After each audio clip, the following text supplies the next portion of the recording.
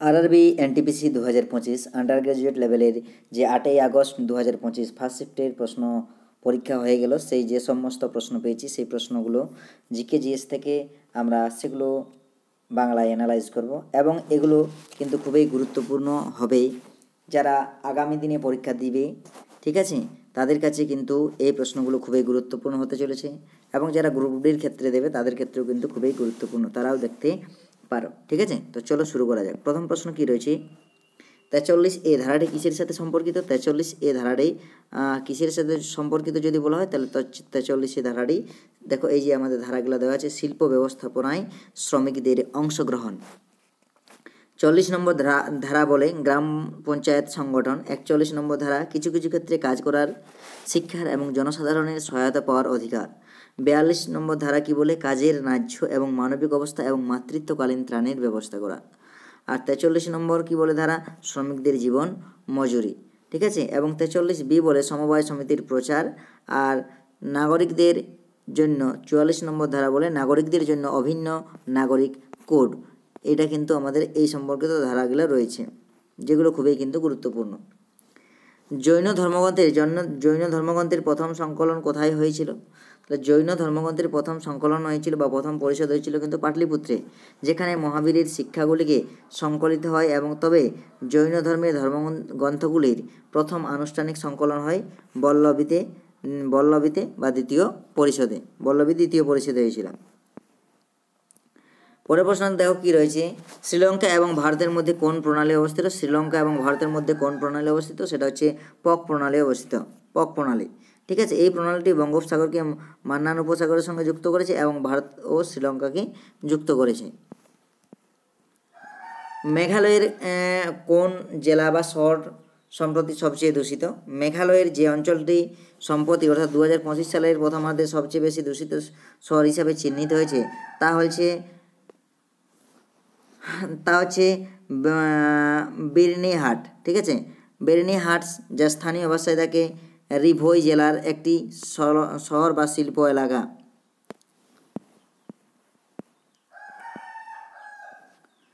Next দেখো পরের প্রশ্ন, কোন আইনের মাধ্যমে ইস্ট ইন্ডিয়া কোম্পানির উপর কেন্দ্রীয় ব্রিটিশ নিয়ন্ত্রণ প্রতিষ্ঠিত হয়েছিল? সেটি প্রতিষ্ঠিত হয়েছিল 1973 সালের রেগুলেটিং অ্যাক্ট অফ 1773।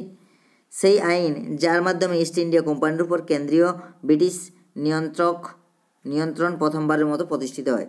রেগুলেটিং অ্যাক্টের কিছু গুরুত্বপূর্ণ দিক রয়েছে, যেমন প্রথমবার ব্রিটিশ পার্লামেন্ট ইস্ট ইন্ডিয়া কোম্পানির প্রশাসনে হস্তক্ষেপ করে। 2 নম্বর কী রয়েছে, গভর্নর অফ বেঙ্গল পদে উন্নীত হয় গভর্নর জেনারেল অফ বেঙ্গল করা হয় এবং প্রথম গভর্নর জেনারেল ছিলেন ওয়ারেন হেস্টিং। গভর্নর জেনারেল একটি কার্যনির্বাহী কাউন্সিল গঠন করা হয় এবং মাদ্রাজ এবং বোম্বের গভর্নর বেঙ্গলের গভর্নর জেনারেল অধীনস্থ হন, অর্থাৎ এক কেন্দ্রীয় নিয়ন্ত্রণ প্রতিষ্ঠা পায়। 5 নম্বর কী রয়েছে, ব্রিটিশ সুপ্রিম কোর্ট প্রতিষ্ঠা করা হয় কলকাতায় 1774। এস র্যামের পুরো নাম কি? এস র্যাম হচ্ছে static RAM access memory. RAM মানে হচ্ছে র্যান্ডম অ্যাক্সেস মেমোরি আর এস মানে হচ্ছে স্ট্যাটিক, ঠিক আছে।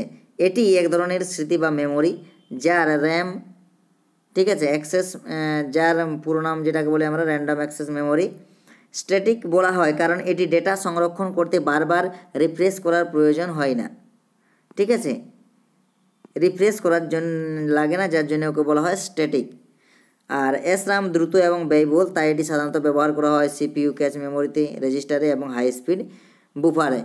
এক্ষেত্রে আমাদের এসরাম ব্যবহার করা হয়। ভারতের কোন রাজ্যে প্রথম লোকপাল কার্যকর করা হয়? তাহলে ভারতে মহারাষ্ট্র রাজ্যের প্রথম লোকায়ুক্ত প্রতিষ্ঠা করে, যা 1971 সালে আইন প্রণয়নের মাধ্যমে কার্যকর করা হয়। যদিও এটা লোকপাল নামের অধীনে নয়, এটি একটি অনুরূপ দুর্নীতি বিরোধী রাজ্য সংস্থা যা রাজ্য স্তরে কাজ করে। এই লোকপালের কাজ কি? লোকপালের জাতীয় দুর্নীতি বিরোধী সংস্থা, যা 2013 সালে লোকপাল এবং লোকায়ুক্ত আইনের অধীনে প্রতিষ্ঠিত হয়। মহারাষ্ট্র ছিল প্রথম রাজ্য যারা লোকায়ুক্ত প্রতিষ্ঠা করেন, যা 1971 সালে আইন পাসের মাধ্যমে কার্যকর করা হয়, ঠিক আছে। আর অরুণাচল প্রদেশ, জম্মু কাশ্মীর, মণিপুর, মেঘালয়, মিজোরাম, নাগাল্যান্ড, সিকিম, তামিলনাড়ু এবং ত্রিপুরা রাজ্যে এখনও লোকায়ুক্ত নেই, ঠিক আছে। এগুলোর মধ্যে আমরা কোনো লোকায়ুক্ত পাবো না। ভারতীয় সংবিধানে কোন অনুচ্ছেদে পৌর কর্পোরেশনের গঠনের কথা উল্লেখ করা হয়েছে? তাহলে সংবিধানের অনুচ্ছেদ 243 বা আর্টিকেল 243 থেকে আর্টিকেল 243 জেডজি পর্যন্ত অনুচ্ছেদগুলি পৌরসভার সংগঠন, পৌরসভাগুলির গঠন, কাঠামো, ক্ষমতা, নির্বাচন, আর্থিক অবস্থা ইত্যাদি সম্পর্কিত বিস্তারিত বলা হয়েছে। অনুচ্ছেদের 243 অনুযায়ী রাজ্য সরকার মিউনিসিপ্যালিটিস গঠনের বিধান করবে, যার মধ্যে রয়েছে নগর পঞ্চায়েত, মিউনিসিপ্যাল কাউন্সিল এবং মিউনিসিপ্যাল কর্পোরেশন। ভারতীয় উপদ্বীপের দক্ষিণে কোন জলাশয় অবস্থিত? তাহলে উপদ্বীপ, ভারতের উপদ্বীপের দক্ষিণে কোন জলাশয় অবস্থিত? সেটা হচ্ছে কি দক্ষিণে ভারত মহাসাগর অবস্থিত। উপদ্বীপটি 3 দিক থেকে জল দ্বারা বেষ্টিত, যার মধ্যে দক্ষিণ ভারত মহাসাগর, পূর্বে বঙ্গোপসাগর এবং পশ্চিমে আরব সাগর অবস্থিত। এক্সারসাইজ খঞ্জর নিম্নলিখিত কোনটির সাথে সম্পর্কিত? খঞ্জর হচ্ছে একটা মহড়া, ভারত এবং কিরগিজস্তানের মধ্যে একটি যৌথ সামরিক মহড়া। বিশেষ করে এটি একটি বিশেষ বাহিনী মহড়া যা শহরে এবং পাহাড়ি পরিবেশে সন্ত্রাস বিরোধী অভিযানের উপর দৃষ্টি নিবদ্ধ করে।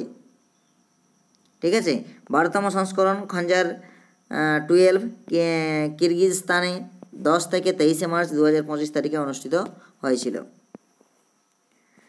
কোন শাসক সারনাথ স্তূপ ভেঙেছিলেন? তৈরি করেছিলেন অশোক, সারনাথের অশোক। কিন্তু ভেঙেছিলেন কে? ভেঙে ফেলার জন্য যে ব্যক্তিকে দায়ী করা হয় সেটা হচ্ছে কি জগৎ সিং। তিনি বেনারসের রাজা চেত সিংয়ের দেওয়ান। অষ্টাদশ শতাব্দীতে তিনি এই স্তূপটি ভেঙে ফেলেন এবং ইটগুলি পুনর্ব্যবহারের জন্য নিয়ে যান। সারনাথে ধর্মরাজিকা স্তূপ নামে পরিচিত। এটি গুরুত্বপূর্ণ স্তূপ ছিল যা মূলত সম্রাট অশোক নির্মাণ করেছিল এবং অষ্টাদশ শতাব্দীর শেষের দিকে জগৎ সিং এই স্তূপটিকে ভেঙে ফেলেন এবং ইটগুলি নির্মাণ সামগ্রী হিসেবে ব্যবহার করেন।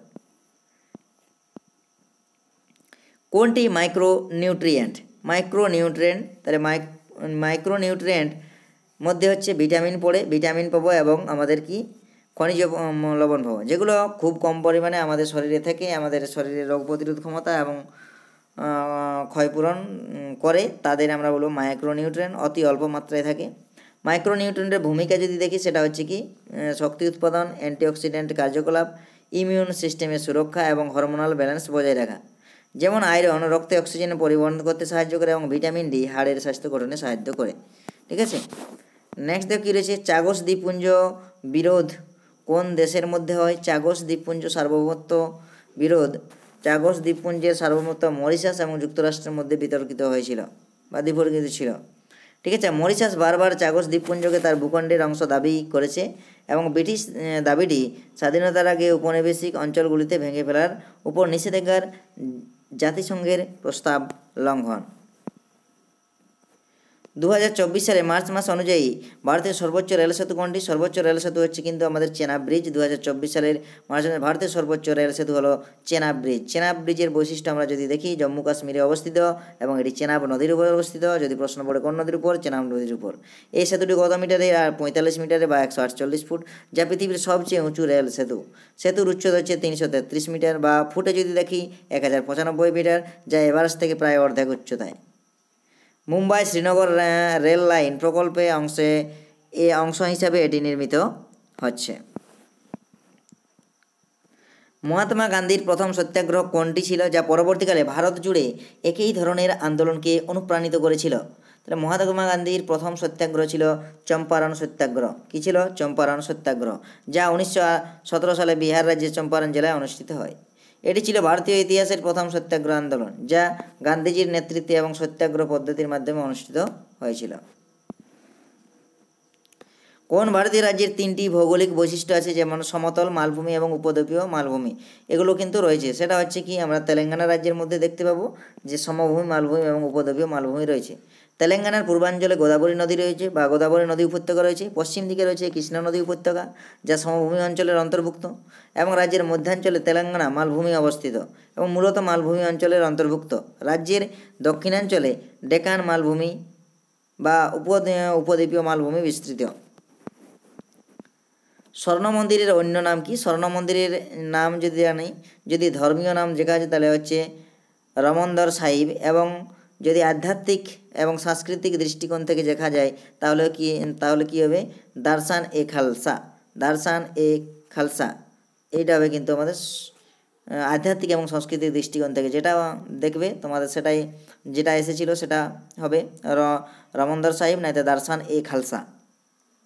এটি শিখ ধর্মের প্রতিষ্ঠাতা গুরু নানক দেব অনুসরণে নির্মিত এবং এখানে শিখ ধর্মের পবিত্র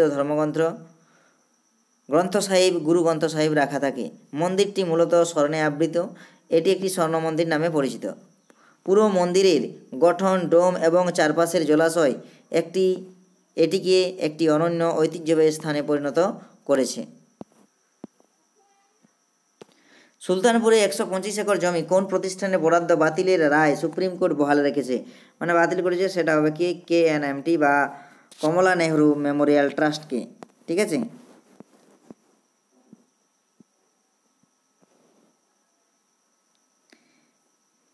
এক্সারসাইজ ইন্দ্র বা ইন্দ্র অনুশীলন সম্পর্কে নিম্নলিখিত কোন বিবৃতিটি সঠিক?